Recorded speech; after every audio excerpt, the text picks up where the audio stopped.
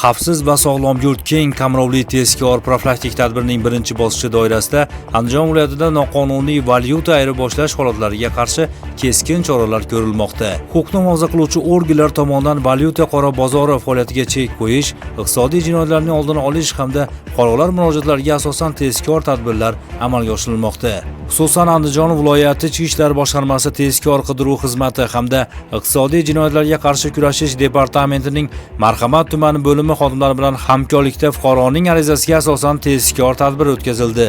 Tadbir davomida Marhamat tumanida istiqomat qiluvchi shaxs tumanning Navro'z mahalla fuqarolar yig'ini hududida joylashgan Dehqon bozori atrofida noqonuniy tashkil etilgan valyuta qora bozorda chet el valyutalarini qonunga xilof ravishda sotish bilan shug'ullanib kelgani aniqlandi.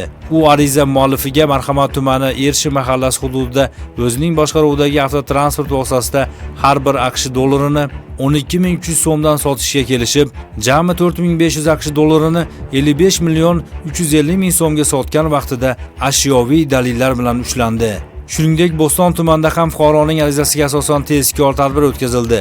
Unda noqonuniy valyuta ayirboshlash bilan shug'ullanib kelgan shaxs qora bozor kursida har bir AQSh dollarini 12.150 so'mdan sotishini aytib, 5.300 AQSh dollarini jami 64.395.000 so'mga sotishga kelishgan. Andijon shahri Mustaqillik mahallasi hududidagi avtoturargohda ushbu shaxs o'zining avtotransport vositasi salonida 5.300 AQSh dollarini 64.395.000 so'mga sotgan vaqtida ashyoviy dalillar bilan qo'lga olindi.